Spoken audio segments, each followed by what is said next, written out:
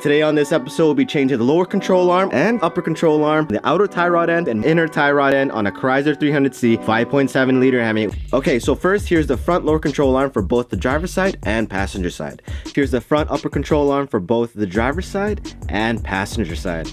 It takes the same procedure for both, so if you know how to do one side, you'll know how to do the other.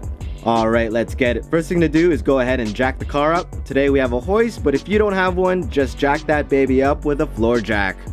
Next, let's go ahead and remove the wheel. Now let's get our torch and heat the 18mm upper control arm nut that holds the steering knuckle. Heat it up for about 5 minutes or so. After that, let's get our 18mm wrench and unscrew the 18mm nut. If it doesn't budge, try leveraging with a second wrench or heating that nut up a bit more. Once loose, keep the nut on for more surface area to hit with the hammer. If you find the spindle spinning, you may need to use a 6mm Allen key to keep it from spinning. Next, let's get our hammer and pickle fork and use them to separate the upper control arm from the steering knuckle. Once loose, remove the 18mm nut and move the steering knuckle away from the upper control arm. Now with the upper control arm free, let's go ahead and get back up top into the engine bay to access the nuts holding the upper control arm bolts. For the driver's side, we will need to move the coolant reservoir and air intake to access one 18mm nut, and then we will need to remove the plastic cover above the brake fluid reservoir and master cylinder to access the other 18mm nut using 18mm combination box wrenches. For the passenger side upper control arm 18mm nuts, one is easily accessible behind the fuse box. For the other nut, we will need to remove the plastic cover over the cabin air filter box to access that 18mm nut. Alright guys, so we're definitely dealing with really tight spaces here, so we'll only be able to quarter turn the nuts near the firewall. Patience will definitely be needed. You'll eventually get the 18mm nuts off with the 18mm box combination wrenches. After that, let's pop the strut cover off and remove the three 13mm retaining nuts holding the strut. We will need it loose to maneuver the strut away from the upper control arm bolts to get them out. We will use a crowbar to help move the strut around. With the upper control arm nuts off and the strut loose, let's go ahead and slide the upper control arm bolts out. Once these bolts are out, simply remove the upper control arm. Damn, that baby really needed to be replaced bad. Next, let's get our new upper control arm and slide it in to line up with the bolt holes. Once they are aligned, let's go ahead and slide the bolts in. Now with the upper control arm in place, let's go ahead and maneuver the strut back in place through the 3 stud holes. After the strut is back in place, let's attach the upper control arm to the steering knuckle and throw on our 18mm nut and tighten her up. Next, let's get back on top into the engine bay and install our 2 18mm nuts on our upper control arm bolts and our 3 13mm nuts on our strut studs and put back the plastic cover. Once that is done, go ahead and start buttoning everything back up. Let's put back our coolant reservoir, plastic cover over the master cylinder and install our air intake box. For the driver's side, simply put back the plastic cover that's over the cabin air filter. Go ahead and jack the car up. Now let's get our impact gun and remove the 22mm nut holding the ball joint. You may need to heat the nut up if it's too stubborn and won't budge. In our case, this nut came right off with an impact gun. After that, let's grab our flathead screwdriver and remove a portion of the wheel well and use a 10mm socket to remove the air intake snorkel. Now this is just for more room for an impact gun. If you have a breaker bar, you may be able to squeeze through without doing this step. Also, the passenger side control arm has no room for an impact gun, so you will need to use a breaker bar anyways on that side. Next, let's remove the 18mm bolt and 21mm nut holding the control arm to the subframe. In this case, we heated the bolt and nut up with our torch and used an 18mm socket and impact gun on the bolt and an adjustable wrench to hold the nut while we unscrewed the bolt. You can also use a 21mm box wrench for holding the nut. Now let's hammer the ball joint out. You may need to heat that area up and use a pickle fork to help out. In our case, just hitting the ball joint out with a hammer popped that baby out. After that, let's wiggle the lower control arm out of the subframe and get our new front control arm and install it back in its place.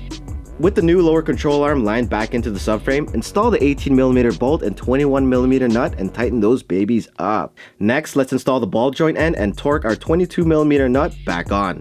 Congratulations, you installed the driver's side lower control arm.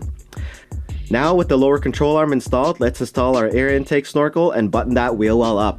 And after, just apply the same procedure to the passenger side. We're replacing the outer tie rod end and inner tie rod end. Use a 24mm wrench and unscrew the 24mm jam nut away from the outer tie rod end. If the jam nut won't budge, use a torch and heat that baby up for a few minutes and try again. You will eventually get the jam nut loose with enough heat. Once loose, screw the jam nut back towards the outer tie rod end until they touch. This step is just to unjam the jam nut, leaving it free. Now let's get our torch again and heat the 21mm outer tie rod end nut, holding it to the steering knuckle.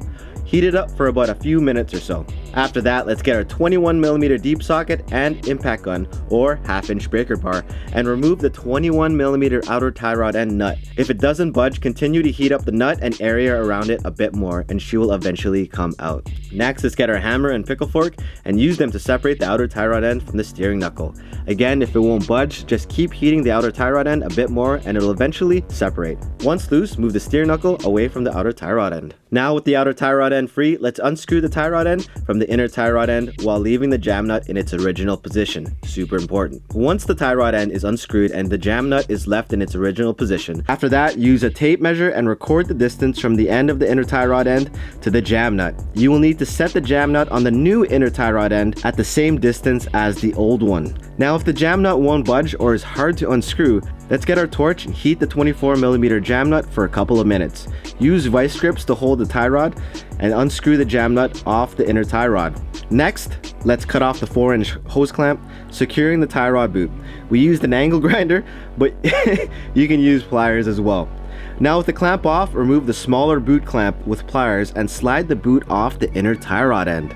Once the inner tie rod boot is off, let's grab our large adjustable wrench and unscrew the tie rod. You can also use a large pipe wrench.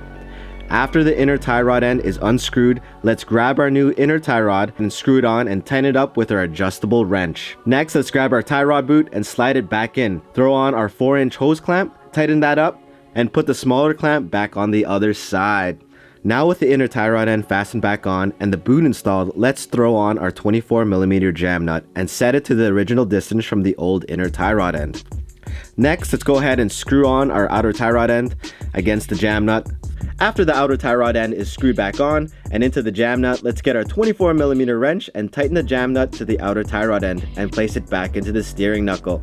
Next, let's get our 21mm nut and fasten the outer tie rod end to the steering knuckle using our impact gun and 21mm deep socket. Now with the outer tie rod end fastened back into the steering knuckle, let's double check that the jam nut is tight up against the tie rod. Finally, install the wheel, clean up, and take her for an alignment. Okay, so moving on, this process will be the same for LX platforms, Dodge Chargers, Magnums, and Challengers between the years of 2005 and 2010. It is so easy to do. If we can do it, you can too. We highly recommend using a torch kit to heat up the stubborn bolts and nuts. You can also find the instructions in the description as well, and a link to our other videos in the comments.